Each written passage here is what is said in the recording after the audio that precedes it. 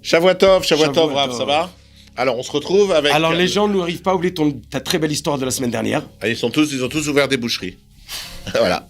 Alors, bon. Rav, quel paracha? Yitro. Yitro selon Nachmanide. Alors, on t'écoute. Alors, la paracha commence. Oui. Yitro a entendu qu'est-ce qui s'est passé. Qu'est-ce qui s'est passé? Les Juifs sont sortis d'Égypte. Ils ont été sauvés de la mer Rouge. Et ils sont là. Et c'est son gendre qui a fait tout ça, surtout. Voilà. Avec sa fille. Il a dit, qu'est-ce qu'il fait? Il vient. Bah oui. Qu'est-ce que son gendre lui raconte? Il dit, ah, Moshe, vaillez sa père Moshe, à Yitro, tout ce qui s'est passé. Qu'est-ce qu'il lui dit? Il lui a raconté la sortie d'Égypte et... Les bagarres avec le pharaon, les 10 plaies. Et Amalek, qui nous ont cassé les pieds. Et la mer Rouge.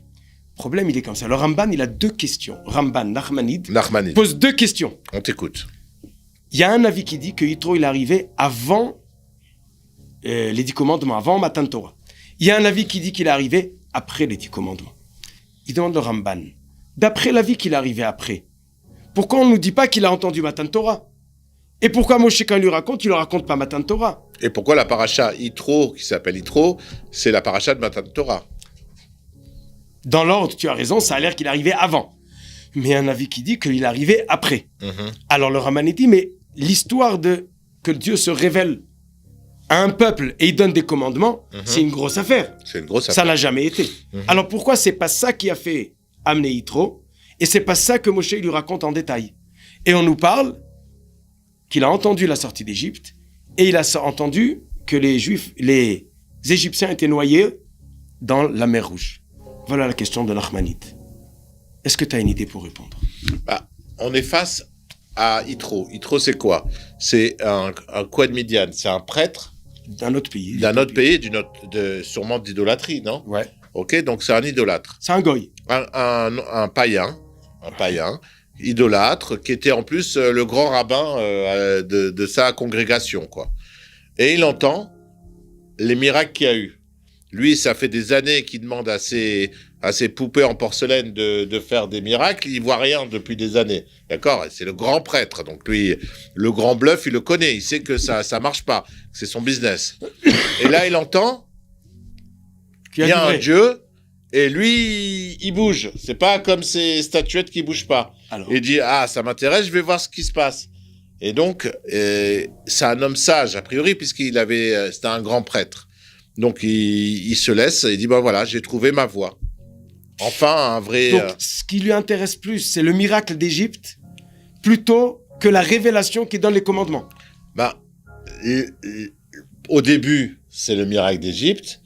Et ce qui lui plaît, c'est que, puisqu'on dit que c'est Yitro qui a aidé Moshe à organiser les juges, les lois, il fallait toujours un non-juif pour organiser tout ça, parce que nous, on est un peu... Tu vois quoi, c'est le balagan. Tu aimes les juifs, toi, hein? J'aime les juifs. Mais t'as toujours besoin. Tu les estimes, hein? T'as toujours besoin de fraîcheur, quoi, d'un apport nouveau pour nous aider à aller un peu plus carré, quoi. Tu vois ce que je veux dire? C'est intéressant. On est comme ça, on n'est pas. Donc tu dis comme ça. Tu dis Yitro, puisque lui il connaît les idoles, c'est la première fois qu'il voit quelque chose qui marche. Voilà. Donc la question de Matan Torah, c'est une question numéro 2. Numéro 1. C'est qu'il y a un vrai Dieu sur Terre. Exact. Très belle réflexion. Alors, qu'est-ce qu'il nous dit, Nachmanide? Nachmanide, il ne donne pas de réponse. Merci, Nachmanide. En tout cas, je ne l'ai pas vu. Alors, j'ai entendu une autre réponse, pas de Nachmanide, oui, qui dit un truc intéressant. Il dit comme ça, il y a des gens, ils entendent qu'il s'est passé quelque chose. Qu'est-ce qu'ils font? Ils appellent leur mère. Maman, tu as entendu? J'ai entendu. Et après, ils ferment le téléphone et il va dormir. Il y en a, qu'est-ce qu'ils disent? Ils disent, pourquoi ça s'est passé ça? C'est pas bien. Ils râlent.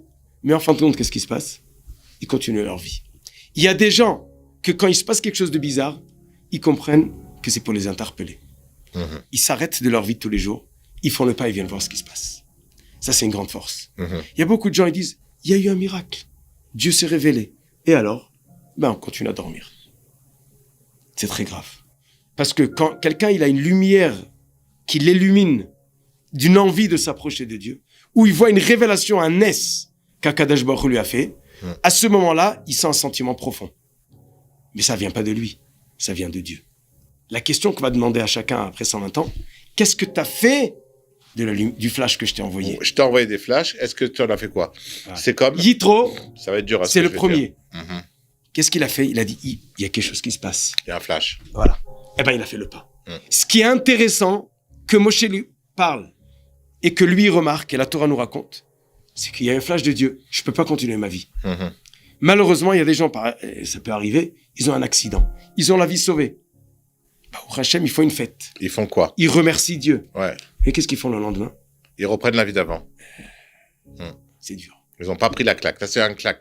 Là, c'est autre chose. C'est une claque. Là, on parlait d'un flash. Peu importe si c'est dans le flash, dans le bonheur ou dans le malheur, qu'est-ce qu'on fait avec un révèlement? Voilà. C'est comme par Yitro, exemple... la grandeur, c'est qu'il a fait le pas. Il a fait le pas. La guerre des 6 jours. La guerre des 6 jours. Voilà. On a eu un miracle. On était perdant donné à 100%. En 6 jours, on a eu un miracle. C'est impossible militairement d'expliquer la guerre des 6 jours. Et qu'est-ce qu'on a fait le lendemain de la guerre des 6 jours? On a pris les clés du mont du temple. Tenez, on vous les rend. Allô, on fait un miracle. T'as pas compris? On va en Ramallah. Tenez, prenez la clé de Ramallah. On t'a tout donné sur un plateau. Qu'est-ce que tu rends? Tu comprends? C'est la même chose. On en a tous les jours des flashs, des trucs qui t'interpellent. Après, il y a plein de, on a tous eu des flashs. Par exemple, il y a eu, il y a des gens autour de nous, comme il y a eu le livre d'Anaël. Le livre d'Anaël. Ah, ouais. Le livre d'Anaël, la sœur de Liron. Je vois tous les jours des gens. Je rencontre tous les jours quand je vais chez les clients d'Anatel. Je leur dis, Anaël, c'est la sœur de Liron, le patron d'Anatel. Anatel pour Anaël. J'ai rencontré 20, 30, 40 personnes qui étaient au bord des larmes, qui m'ont dit, monsieur, on a fait tchouva grâce à ce livre, grâce à cette personne, grâce à ce livre. On est en Israël grâce à cette personne, grâce à ce livre. Je l'ai rencontré, ma vie, elle a changé. Et c'est tout. On nous envoie des petits trucs de temps en temps. Soit tu t'accroches et tu comprends que c'est pour toi, soit tu passes à côté et bon, tu rates en fait ton voilà. T'as un avion à prendre. L'avion, il est là, il est pour toi. Tu montes pas dedans, ben t'as raté quoi. Mais en tout cas, on te l'a apporté l'avion. On peut pas dire j'ai pas été parce que j'avais pas d'avion. Non, on te l'a apporté l'avion. C'est toi que t'es pas rentré, t'es pas assis. Donc Yitro, il a vu le signe. Il a pris le train en marche, comme il dit Rav Sitruk, Zechron Lebracha, il dit souvent dans Israël Torah. Aujourd'hui, les billets de première classe ont pris de deuxième classe. Profitez pour monter en Israël parce que bientôt, il y aura plus de train. Bon, je sais pas s'il y aura plus de train, mais celui qui a le dernier, il sera... Ouais, il sera dans le truc à bestiaux, Chaz v'Shalom. Alors, Yehi Ratzon. Yehi Ratzon, que tout se passe bien. On attrape bien les flashs. On attrape bien les flashs. Et on s'accroche et on avance. C'est comme dans le ski. Si tu rates le Tierfest, tu retombes. Exactement. D'ailleurs, la semaine prochaine, je pars au ski, si Dieu veut. Mais ne rate ni le train, ni l'avion. Viens avec moi. T'aimes bien le ski, toi. T'es d'Aix-les-Bains. Allez. Il veut pas répondre. Dès qu'il y a un truc comme ça, il répond pas. Allez, Shabbat Shalom. Shalom.